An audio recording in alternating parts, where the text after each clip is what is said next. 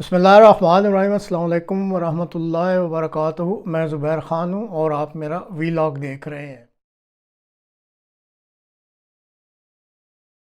कुछ वीडियोस दिखाती हूँ और आप वो वीडियो देखें, उसके बाद हम बात करेंगे। लगाएं जी वीडियो।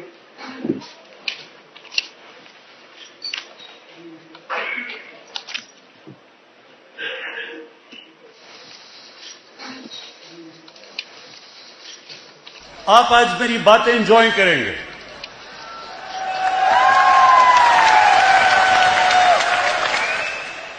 आवाज ऊंचा करें प्लीज।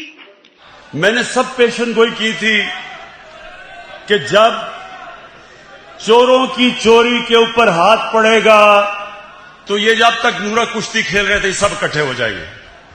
और वो आपने रात खुद ही देख लिया, अल्लाह अल्लाह कैसा सब इकट्ठे थे। पहले भी कंटेनर में इकट्ठे हो गए थे। वो जो दो बच्चों ने तकरीरें की थी उनके ऊपर मैं बात नहीं करना चाहता। वो एक उनमें से नानी होगी है, लेकिन मेरे लिए बच्चे ही हैं वो।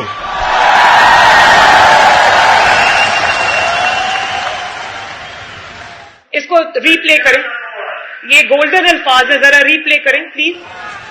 वो एक उनमें से नानी होगी है, लेकिन मेरे लिए बच्चे ही हैं वो।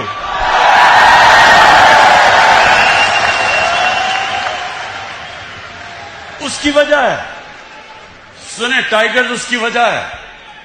देखे,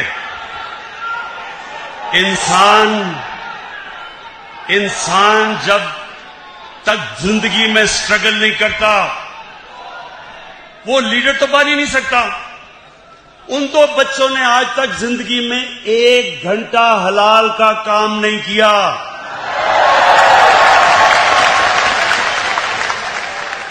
वो आज जाके लेक्चर दे रहे हैं दोनों। 1 घंटा उन दोनों ने पैसे बनाने के लिए हलाल का काम नहीं किया। पले किसके ऊपर हैं? अपने दोनों बापों की हराम की कमाई के ऊपर पले हुए हैं। तो उनके ऊपर तबसरा करना फजूल है। अगला लगाएं जरा। मरियम बीबी जिनको सच बोलने में बड़ा मुश्किल पड़ती है, ये जरा ये सुन लें।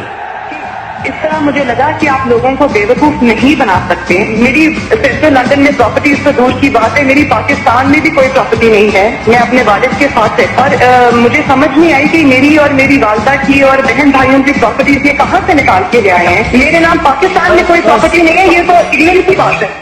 हाय अल्लाह, कोई प्रॉपर्टी किधर से आएगी?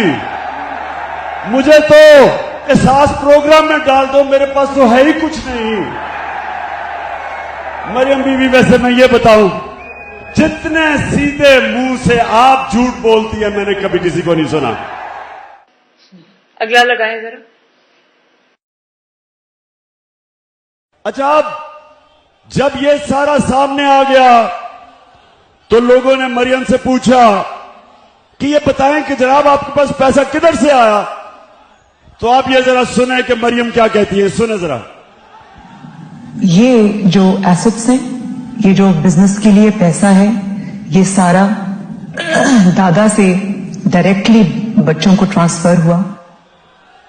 सुन लिया? ये सुन लिया? मरियम कहती है कि हमारा तो दादा इतना अमीर आदमी था कि हमारे पास तो ये पैसा दादे ने दे दिया। मरियम नवाज, मैं आज उसे अप्रिशिएट करना चाहता हूं। सुने सुने क्यों? कि इतना बड़ा झूठ बोलते हुए एक भी मुंह से लाइन इधर उधर नहीं हुई।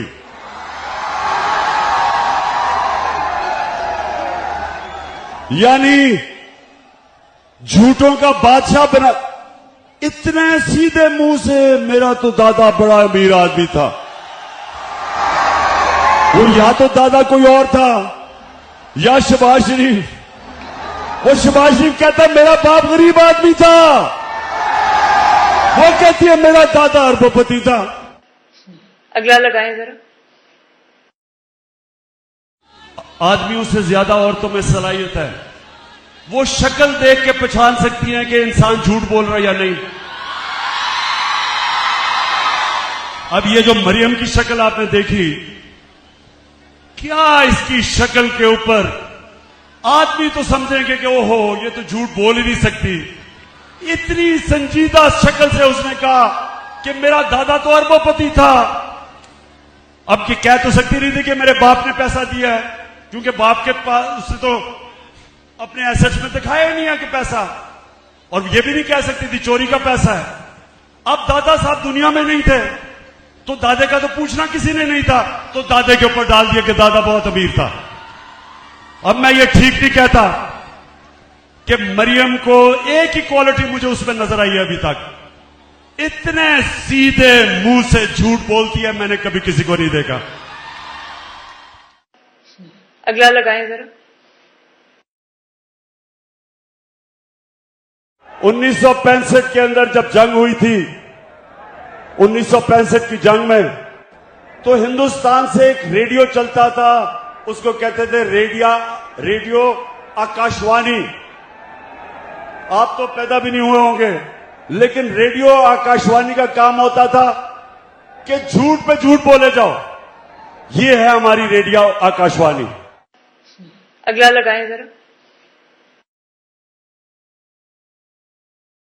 मुझे किसी सोशल मीडिया पे किसी ने मुझे तकरीर भेजी, वो मरियम कहीं तकरीर कर रही थी कल। अब उस तकरीर जो मुझे भेजी सोशल मीडिया पे, उसमें उसने इतनी दफा और इस जज्बे से और इस जुनून से मेरा नाम लिया